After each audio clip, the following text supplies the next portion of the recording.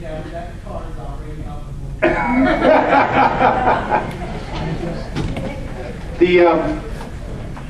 The proposed casino will basically extract $250 from every person in Adams County for the state of Pennsylvania revenue. Another $50 will be extracted for the profits of the casino owners.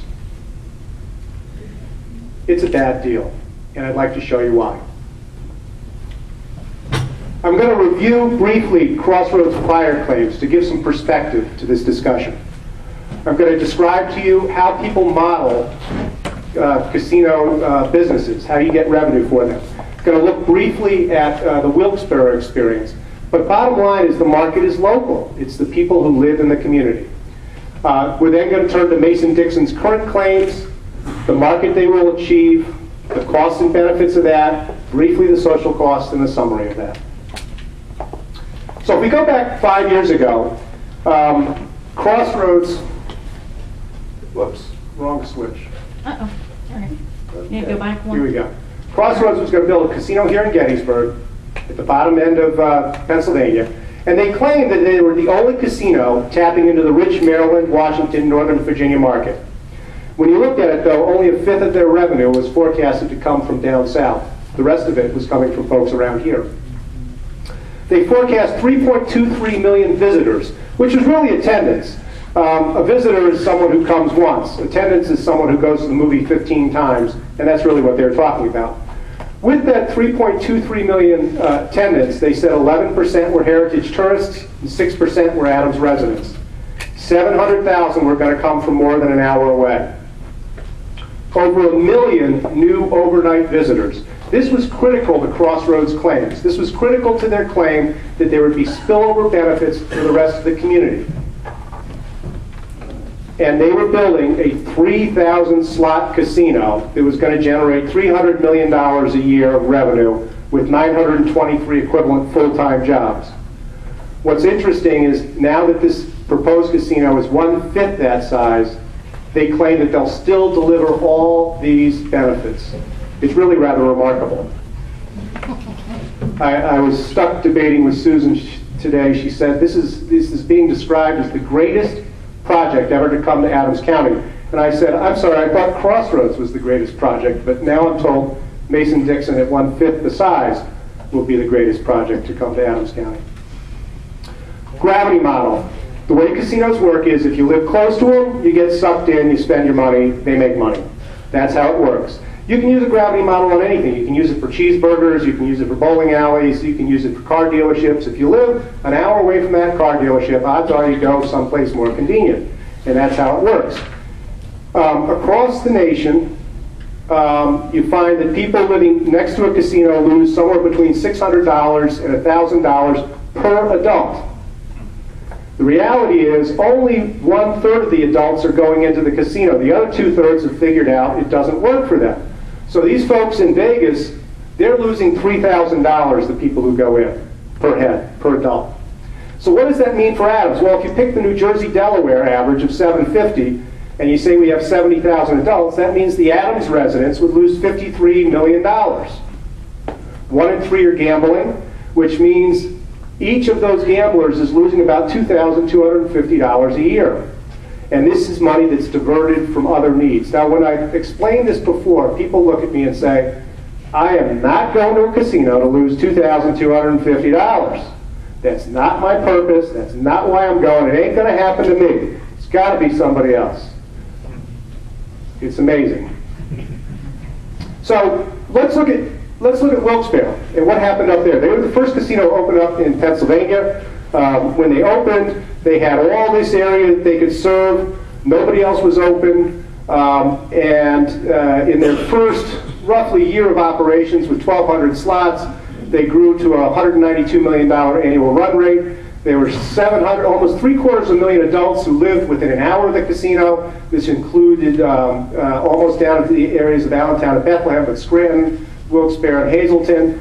There was another 1.7 million that lived up to 2 hours away. This included parts of New Jersey over here, Allentown, Bethlehem, and Harrisburg. Very rich market. And if you looked at what that money meant, the $192 million, that meant, adjusted for distance, that people were losing about $360 per adult. They were generating $438 per slot. So that was their first 12 months of operation. Then something happened. Mount Airy opened.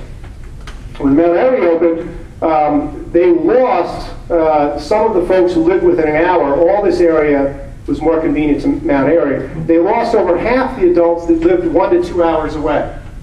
So they lost about 27% of the adults who lived close. They lost half the adults who lived further away. But the revenue only went down 22%, which is rather remarkable. Didn't go down as much as the available market went down. And the reason was the people who lived in this area were becoming increasingly more addicted. Time went on. Penn National opened up down here in Grantville, carved off a little bit more of the market, leaving them with 500,000 adults within an hour, about 500,000 adults within 1 to 2 hours. And amazingly, even though Penn National should have been carving off market, revenue continued to grow, 12% to $168 million run rate. It was equivalent to $460 per adult adjusted for distance. What happens when you look at these casinos is it takes 1 to 3 years for someone to become addicted, to basically decide they'd rather chase their losses going to a casino than watch American Idol. So anyway, this was building up. It was building up so well that in August of 2008, Mohegan Sun doubled the number of slots from 1,200 to 2,400. They got a spike in revenue, roughly a 27% increase. Again, off the same base. So there's no more customers that are showing up. It's no more visitors. It's just the same guys attending more frequently. The revenues lost per adult were now up to $580 per adult per day, per adult per year. Slots revenue had dropped to $235 because they put in so many slots. In May of 2009, Beth Sands opened down here in Allentown, Bethlehem, basically taking all the traffic that might have been coming up the Northeast Extension. So that all this dropped down. Revenue dropped about 2%, but again, we're now talking 2009, so there's some other stuff going on at this time called a recession. But with this market now so constrained, that basically Scranton, Wilkes-Barre, Hazleton, they're pulling $650 per head off those people. And that's what any casino investor wants to do. They want to go in, they want to get you up to losing a couple grand a year. It won't be all of you, it'll just be some of you, and it works really well, really very well for them. So, gravity models, the market's local. It's not the folks coming up from Washington to come here. In the case of Wilkes-Barre, it wasn't the folks coming from Harrisburg to Wilkes-Barre. It was the local folks. 1 in 3 are likely to go in the casino. 1 in 10 are likely to become addicted. Losses are concentrated in the local pathological gamblers who will lose thousands a year. The addicts are the casino's frequent flyers. You get these little spiff cards that say, please keep coming back, we love you, you're great for business, you're our best friend, we're your best friend. That's the way the business works. So the way we've modeled this is basically, as I said, going back to the beginning, if you live next to a casino, you lose $750. If you live an hour away, you lose $206. It falls off dramatically. This is why you don't want it in your backyard, you'd like it in somebody else's backyard. Let them pay the taxes. Most of the losses when you live next to a casino are pathological gamblers. When it's an hour away, it's just not convenient. People don't get addicted that often, that much. Sure, you might, the in-laws are in town, let's take them up to the casino, have a good time, they like that or whatever, and you go in frequently, but the rates of addictions drop off dramatically. So what does this mean for Mason-Dixon's forecast?